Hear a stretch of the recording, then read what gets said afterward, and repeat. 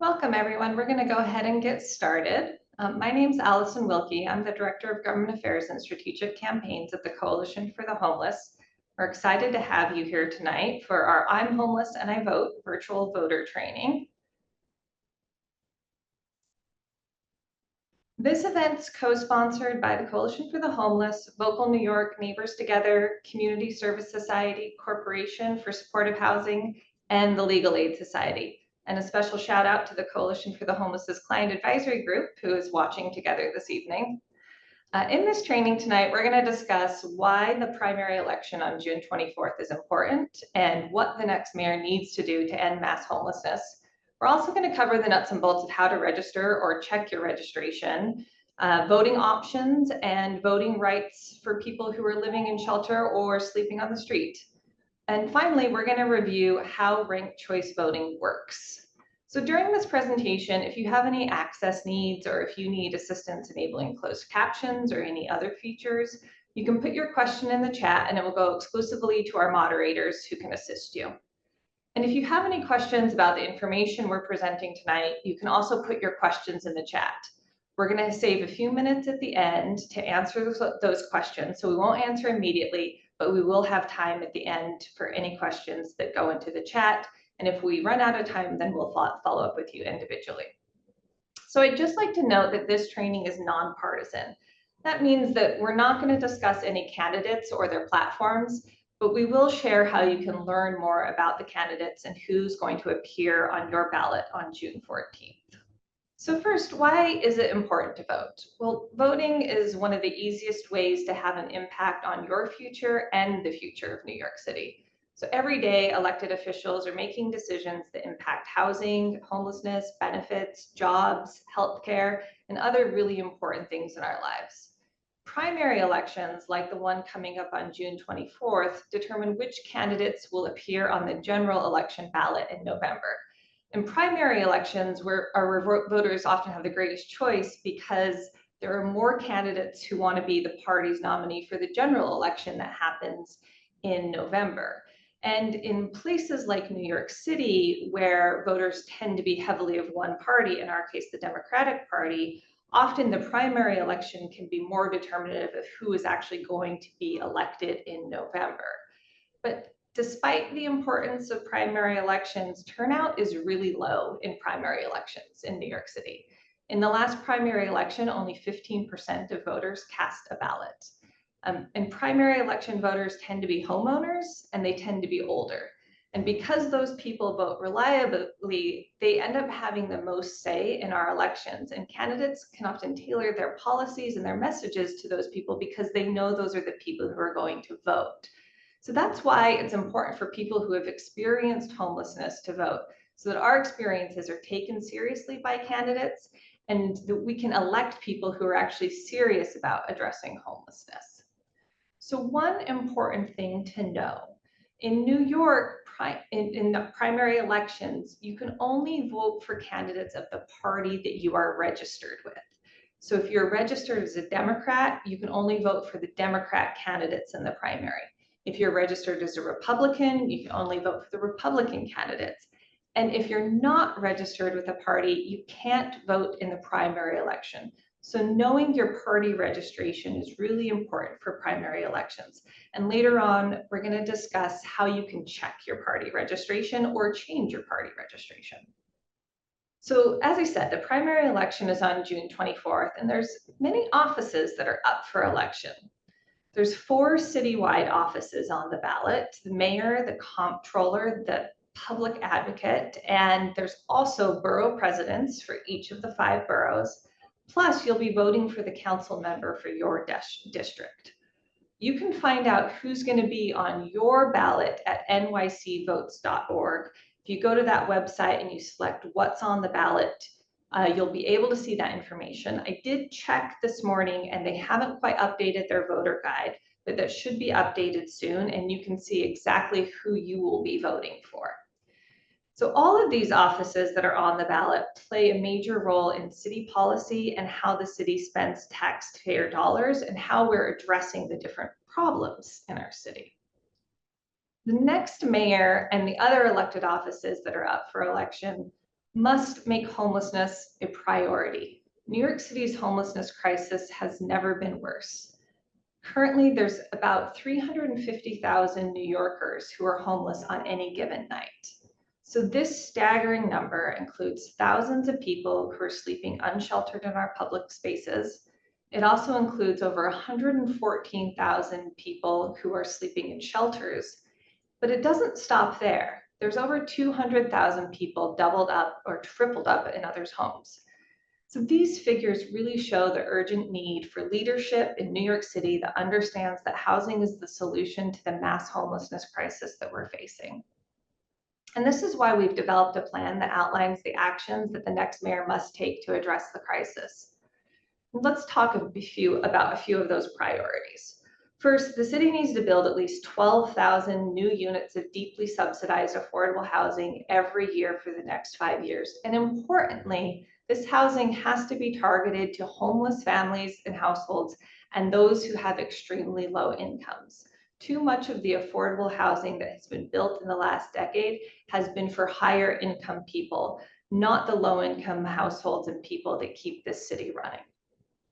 We also need to fulfill the promise of 15,000 new supportive housing units within the next 3 years. Only about half of those units have been built so far. And we need to prioritize homeless households for existing federal resources and ensure that vacant units in public housing are repaired and prioritized for homeless households. And part of the solution to our homelessness crisis is also fixing and expanding existing programs. So we know that rental assistance vouchers like CityFEPs successfully help people leave shelter, but a law passed to expand CityFEPs to more households hasn't been implemented by the current administration. And there's also a lot of administrative problems and hurdles and delays that really cause issues for people who are trying to get access to CityFEPs or people who are trying to get access to supportive housing. These issues need to be fixed so that these existing programs that we have get people out of shelter faster. And finally, the next mayor must help people who are facing eviction stay in their homes by increasing funding for the Right to Counsel program to ensure that everyone eligible has access to a lawyer during eviction proceedings. The next mayor also needs to address the crisis on our streets and subways by increasing community mental health care, low barrier shelters, and housing. So first, the city has to implement a true Housing First program. So Housing First prioritizes connecting people with housing that meets their needs, and then ensuring that people have access to services like health and mental health care. The city also needs to open 4,000 new safe haven and stabilization shelter beds for people who are sleeping unsheltered because their needs have not been met in the traditional shelter system. We also need to expand funding for intensive mobile treatment teams. These teams provide mental health support that actually comes to a person wherever they're at, addressing their mental health needs directly with an assigned team of specialists. And then finally, we have to remove NYPD and sanitation from outreach efforts and end cruel and harmful policies that try and sweep homeless people from sight or criminalize them instead of actually meeting their needs, including the need for more public bathrooms. So that was a brief outline of our plan to end mass homelessness. You could read the full plan at the link that's on the page here. We've also put up a QR code. You can scan it with your phone right now. If you scan that or go to that link, you'll see a link to our full platform for what the next mayor needs to do to address mass homelessness. You can also send a message to the next mayor that homeless needs to be a day one priority by endorsing our platform. This tells our next mayor that this is a priority for New Yorkers, and that we need to help people who are homeless secure housing that they can afford.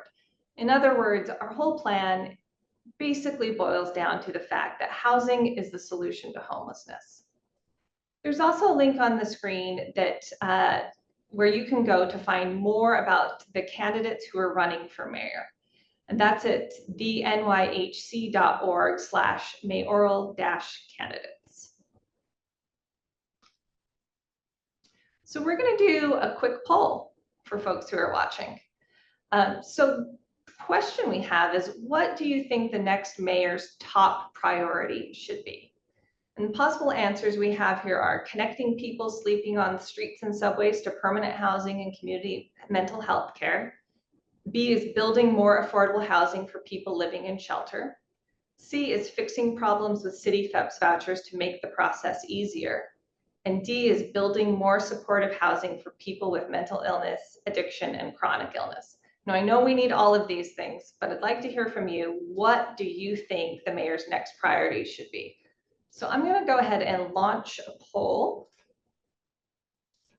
It should pop up on your screens, and we can give people a minute to vote on what they think the mayor's next priority should be.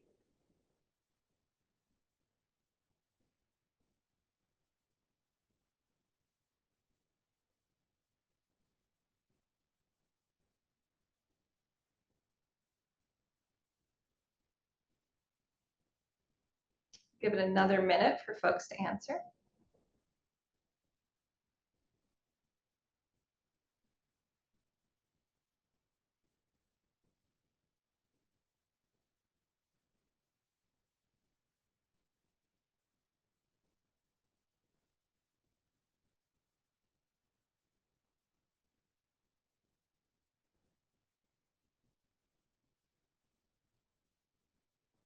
All right. Oh, we still got some votes rolling in.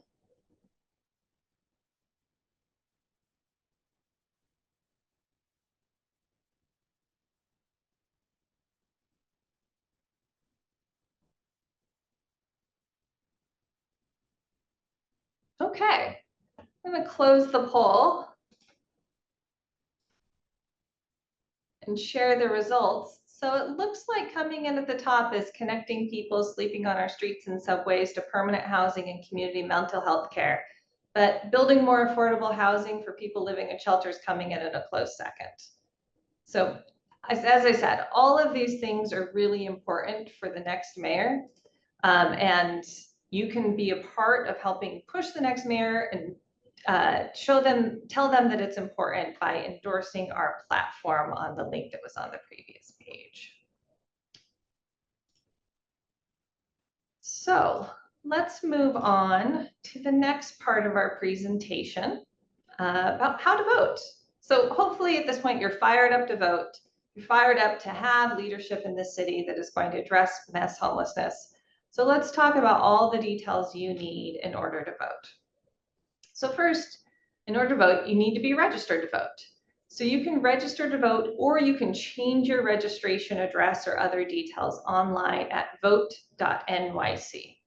So if you're not sure what address you're registered at, or if you're not sure where your voting site is, you can look it up at vote.nyc, or you can call 1-866-VOTE-NYC. If you prefer, you can also visit your county board of election office in person to do these things. On a later slide, I'll have the addresses of those offices. There's one for each borough. But just remember that you have to be registered at your current address. So if you're registered at another address, when you look it up, you can change your address up to 10 days before the election. So for this year, that's going to be June 14th as your deadline to change your address. And again, in order to vote in the primary election, you have to be registered with a political party. So you can add a political party to your registration, or you can change the party at that same site, vote.nyc. So let's address some common questions that people have. So first, where do you vote if you're living in a shelter? So if you're living in a shelter, use your shelter address to register. Or if you've registered in the past at a different address, you can update your registration with your shelter address. That means you'll be assigned a polling site near the shelter where you're living. Now, if you're unsheltered, if you're sleeping on the streets or subways or in other places, you don't have a fixed address, you also have the right to vote. And this right was secured by a lawsuit brought by the Coalition for the Homeless decades ago. You can use any address where you're sleeping to register. Just put that address into the registration or change your address at vote.nyc, and you would vote at the polling site for that location. So what do you need when you go to vote? Well, the short answer is nothing. So as long as you've registered before the deadline, you don't have to show identification when you show up to vote. You don't need documentation that confirms your address. You only need to show up. When you show up at your polling site, poll workers are going to direct you to the right table because there's multiple tables at polling sites. You give your name and address, and then you'll be asked to sign next to your name, and then you'll be given a ballot. Again, you don't need any kind of documentation of your address in order to vote. Another frequent question is whether you can vote if you were incarcerated for a felony conviction or if you're on parole. Many people think that if you've been convicted of a felony or incarcerated that you can't vote, and this is not true. If you're incarcerated for a felony conviction, you're not able to vote while you're incarcerated, but once you've been released, you're still eligible to vote, even if you're on parole. The only thing you need to know is that if you were registered before you were sent to prison, you have to register again after your release. But you are eligible to vote. So let's talk about the different ways you can vote, including some new ways. So first, you can go to your poll site on election day, which is June 24th. That polls are open from 6 a.m. to 9 p.m. And again, to find your polling site, you can visit vote.nyc or you can call 1-866-VOTE-NYC.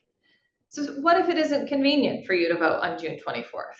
Well, you also have the option to vote early in person. Early in-person voting runs from June 14th to June 22nd. The only thing you need to keep in mind is that the early voting poll site might be different from your regular election day poll site, and the voting hours are different. So you can check out those details at findmypollsite.vote.nyc. You can also vote using a new option, the early mail ballot. So any registered voter can get a ballot sent to you in the mail. You just have to request it, and you can do that at requestballot.vote.nyc, or you can go in person to your county board of elections. So when you request an early mail ballot, the ballot will be mailed to the address you provide, and it'll include a postage paid return envelope. So after you fill out the ballot, you just drop it in the mail. You use that postage paid envelope, so you don't have to pay any postage, and drop it in the mail. Make sure it's postmarked no later than the day of the election. So if you're permanently ill or you're disabled and it's difficult for you to go to a polling site, you have the right to receive an absentee ballot. You can file an application with your county board of elections for an absentee ballot, and you just have to indicate that you have a permanent illness or a physical disability. You can do that online at requestballot.vote.nyc, or you can go in person to your county board of election office. Your request for an absentee ballot must be received by the county board of elections no later than 10 days before the election if you mail the request, or the day before the election if you deliver the request in person to your local board of election office. After you submit an absentee ballot application because of a permanent illness or a disability, you're going to then automatically be mailed an absentee ballot for every election until you cancel that absentee ballot registration.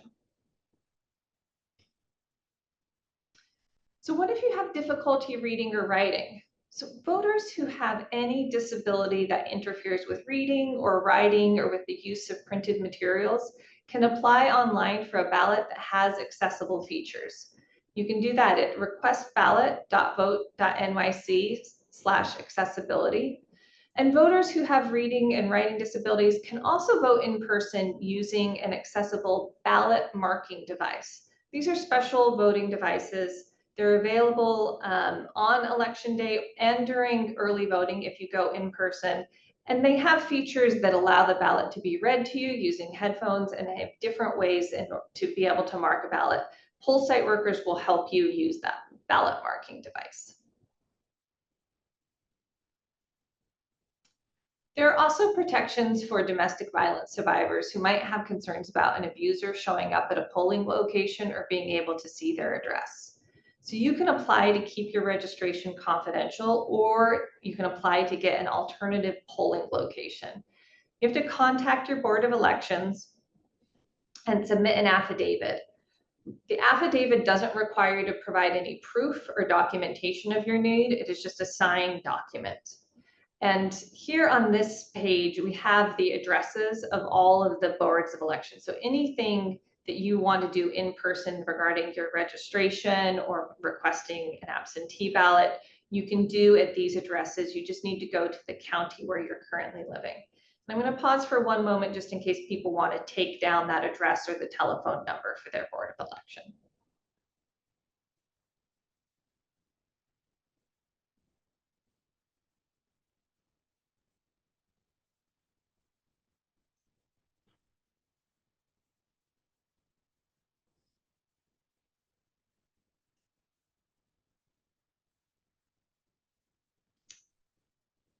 All right, so let's do a pop quiz.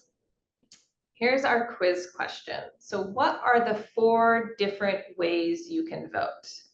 There's 4 different ways you can vote in New York. So A, early in-person voting, B, early mail ballot, C, absentee ballot, D, ballot drop box, or E, election day in-person voting. I'm gonna put that quiz up. It'll pop up on your screen. Just a moment. So you're going to pick 4 options, 4 different ways you can vote.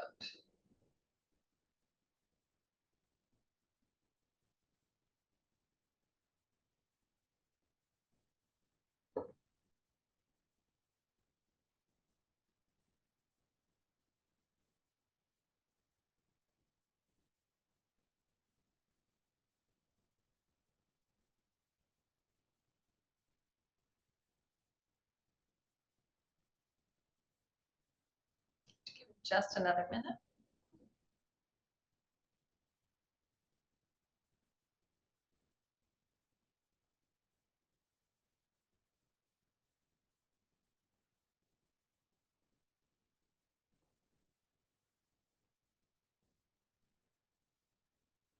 Okay, I'm going to end the poll and share the results. So the correct answers are A, early in-person voting, B, early mail ballot. That's where you get the ballot by mail and you mail it back in. Absentee ballot, which is also a mail ballot and can be used for folks with disabilities, and election day in-person voting. The only thing we don't have in New York is D, ballot drop boxes. All of our voting options are either by mail or in-person voting.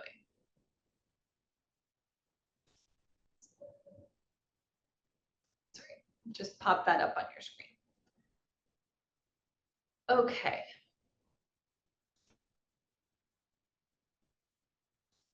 So let's just review some of the important dates and deadlines you need to know. So the deadline to register or to change your registration or change your address or party is June 14th. Early mail ballot request, if you want to request a ballot by mail, that deadline is also June 14th. And if you need to request an accessible ballot, that deadline is also June 14th. So easy to remember, all your deadlines are June 14th. The election day for election day voting in person is June 24th, and early in-person voting starts on June 14th and goes through June 22nd. Just remember again that your early in-person voting site might be different from your regular polling site, and the times that it's open might be different. So look that information up.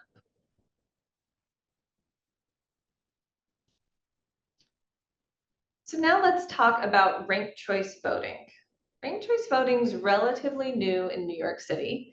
We used it for the last mayoral primary election 4 years ago, and it's been used in some special elections, but it isn't used in every election. So you may not be totally familiar with how it works. So I'm going to show a short video that explains how ranked choice voting works. There's a new way for New Yorkers to have their say in city elections. A way that gives voters more choices and can lead to more diverse winners. It's called ranked choice voting.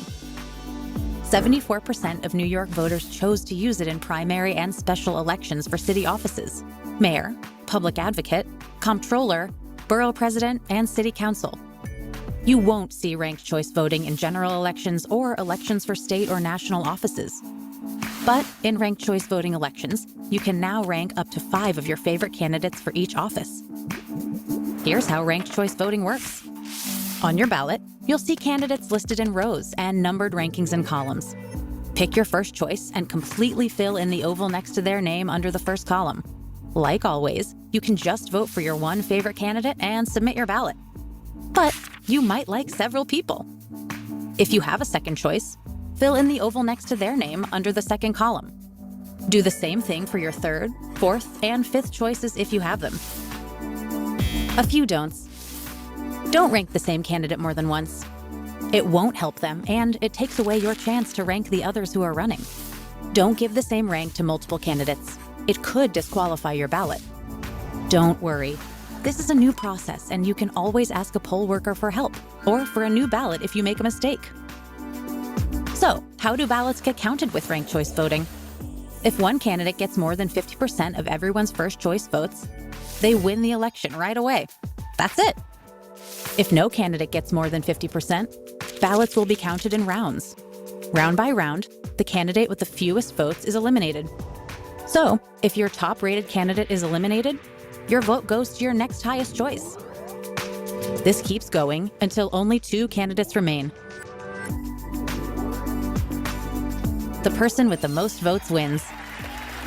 Ranked choice voting is already popular in many cities around the country because voters find that it helps more voices be heard. Now it's our turn. Get answers to your questions and learn more at nyccfb.info/RCV. All right, so let's review a little bit about what was in the video. I'm including some of the benefits of ranked choice voting. So sometimes in elections, people don't vote for the candidate who they like the most because they don't think that that person has a chance of winning, and they don't want to throw away their vote. Ranked choice voting solves that problem by allowing voters to rank their candidates.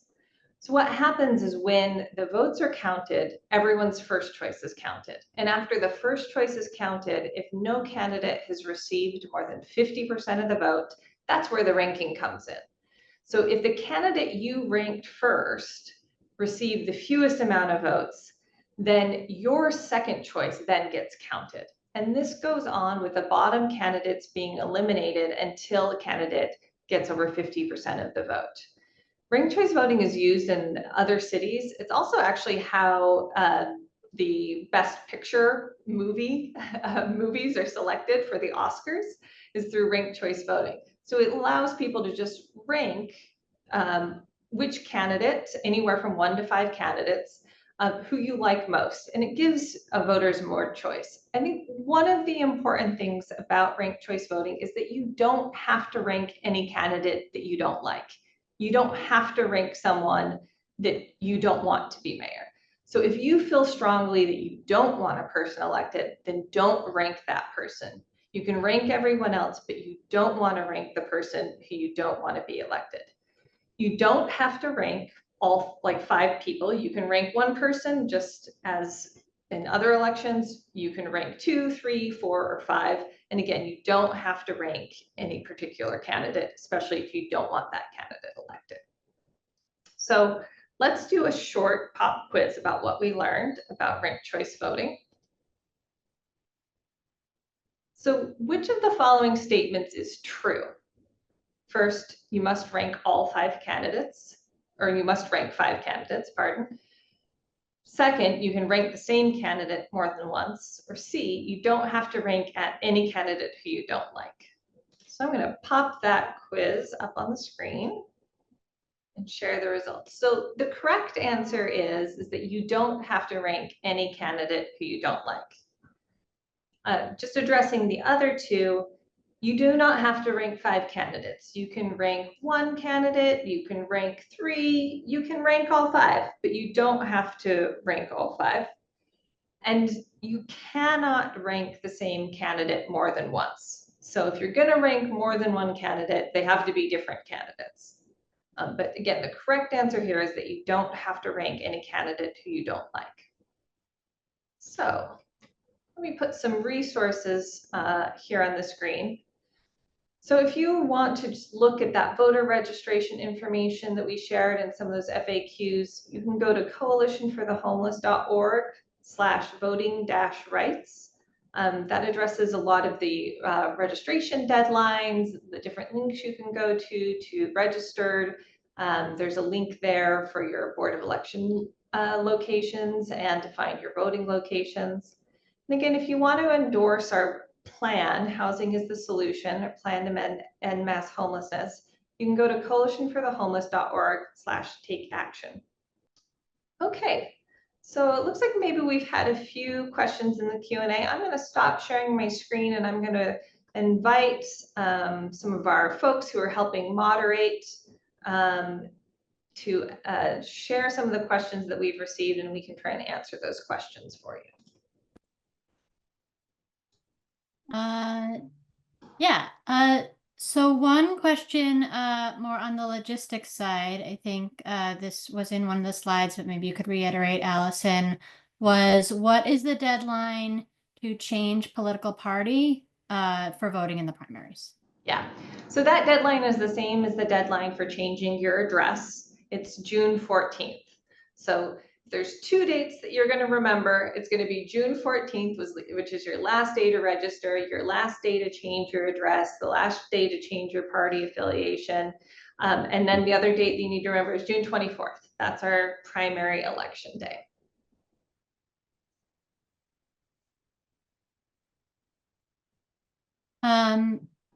A second, we sort of couple of questions around a theme. So there was a sort of question around how do we get authentic representation? There were questions, sort of several comments about, what we need out of the aspects of the platform that you shared. So I think if you could maybe address sort of a set of questions around what can folks on this call and in the communities that they live in and work in do to make sure that the people who are getting elected through this process are actually, representing folks experiencing homelessness, folks who are experiencing eviction, right? The folks who are on this call. Yeah, that's a really great question. I think the number one thing first, and why we're doing this training, is to vote, right? There's, I think, a perception that people who are homeless or people who have experienced homelessness, there's a perception that they don't vote. And that's why candidates don't often speak to their needs or don't speak to their needs enough, right? In order to make sure that our elected officials are really paying attention to our needs, people need to actually participate and get out there and vote. I think the other part is, looking into the candidates and what they're saying about their platforms and how they're going to address homelessness. So part of the reason that we've released our plan to end mass homelessness is to get specific about some of the things that we think the next mayor needs to do. And then as a voter, you can look and see what are the candidates saying. And we had that link on a previous screen, and maybe I can share that back if you'll give me one moment, about where you can actually see the candidates' plans. And give me just a second, and what their positions are. So just put that back up on screen for just a moment. Here's where you can both see our ideas, that we've gathered from all of our work, working with folks who are homeless and advocating about homelessness, both with our plan and then also just to find that information about the plans of the mayoral candidates. That link is at the bottom of the screen. That is the New York Housing Conference, which has collected some information from candidates about what their housing plans are.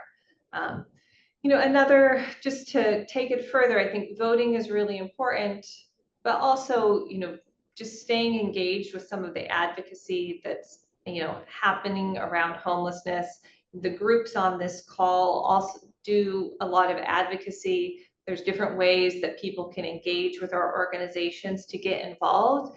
And that, includes actually doing direct advocacy with our elected officials and trying to tell them what we need to do to end mass homelessness. That's protests and that is rallies and that is also one-on-one meetings with elected officials, and really just being a voice out there to make sure that the voices of folks that are homeless are being heard. I'll go back to that statistic that I shared earlier that only 15% of voters or registered voters voted at the last primary election. So voter turnout is really low. I think there's a belief that it's not important, but it is really important that we're looking to what candidates are saying and that we're actually showing up to the polls and trying to elect someone who's going to care about homelessness and care about the real crisis around housing and affordability that we are facing in this city. Right. So when folks, I guess like we reviewed this in a presentation, right? But when people are voting, filling out the ballot, like what are like common, if you can like elaborate a little bit more of like what happens, right? Like if you mess up, right, and you need to, to like make a correction, and what's like the best ways to troubleshoot, who's like the best person to ask if you happen to be inside a poll site. Yeah, that's a great question. And I think because especially ranked choice voting is new and it's a little bit confusing and it may not look like a ballot that we are normally saying, you might mess it up. It's okay if you mess it up. I know the first time I did it, I was confused and I had to sit there for a minute, but that's why there are poll workers at every site, and they've been trained. So you can ask a poll worker to help you. If you've put the wrong thing in, you can ask for a new ballot and they will give you a new ballot. And so just feel free to ask the folks who are working there at the polls. They're there for a reason in order to help you. And don't feel like if you make a mistake and you get that ranking wrong, that that's the end of it. You can just ask for a new ballot and they will give you a new ballot. If you're not voting in person and you've requested a mail ballot, you can try and make that correction. But if for some reason, something has happened, then you can still vote in person. So even if you've requested an early mail ballot, you can still vote in person and show up at your poll site either for early voting or on election day to vote. We got another one, if you're ready, Allison. Yeah, sure. And also I think partners on this call can feel free to offer their thoughts too. So another question is, how can we make sure people are voting in their community, and what's like the best advice to like encourage more folks to participate? Yeah, that's a really good question. I think one thing, and there was a link to this at the end of the presentation, to our website, but we also have a separate flyer that has our flyers like that everyone has a right to vote, and it has some of the specific information about voting if you're living in sheltered or living unsheltered, or even if you've recently been released from prison. So those flyers are available. You can get that on our website, and or just drop a message in the chat and we can be in touch about getting some to you. I think just posting those flyers where you're sleeping or staying is important to just getting the word out for people to vote, and just keep reminding people that it's election day coming up. I think we all get busy, but these are important, and I think it's one of the great things is that when I first came to New York a long time ago, the only way you could vote was on election day, right? You had to go to your polling site on election day, and there were very few other ways to vote. But we've done some good work in trying to expand the ways you can vote, including voting by mail and including the early in-person voting sites, to make it easier for people to try and fit voting into their schedule, because I know it can be hard with all of the things that we're dealing with, on a daily basis. It's hard sometimes when it comes to election day and suddenly you're trying to fit another thing in your day. But that's where some of these other voting options can come in. you can get that mail ballot, and so you can just fill it out at your leisure and mail that in when you want, or you can try the early in-person voting. So you have more flexibility to try and fit in voting when it works for you. So I think to the extent that we can try and get the word out to people that there are these different voting options, that's really helpful in making voting more accessible for folks who may have a lot of really other important things that they're doing and trying to take care of in their lives, and voting may not be the top of mind.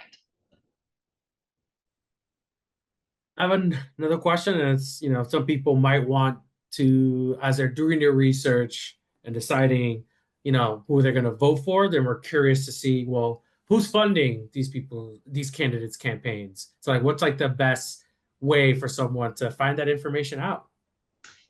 Yeah, that's a good question. I think there has been reporting on some of the funding for different campaigns. And, it's definitely true. There's been reporting that, some of big business in New York, including real estate, is dumping a lot of money in particular candidates.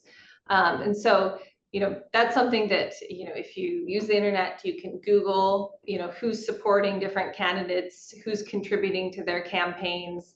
New York City mayor is a big election, and so it, definitely, big business and corporations and real estate who have interests, do dump a lot of money in those elections, and you can see who is getting that. And there has been some reporting too on like which candidates are getting more small dollar donors, right? Having more people, more grassroots efforts supporting people. So all of that is available.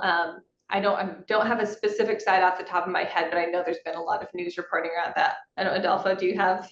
Yeah. I will add, like, at least in New York City, cannot opine on state and federal, which are different and less complicated. But New York City has a New York City Campaign Finance Board, and anyone who runs for office in New York City, when they're fundraising, they have to report, who is giving them the contribution, where that person works, and like that data is publicly available. If you go, you Google New York City Campaign Finance Board, and you can see, how much money a candidate has raised, whether they're running for city council, board president, comptroller, mayor, for any party. And you can look for yourself, and you can see the trends of, like, maybe these are folks who, live in the neighborhood, right? Because, there is something that's called public matching dollars, public matching funds, that makes it easier for candidates who, who are grassroots, who might not be able to bankroll a whole campaign, but they can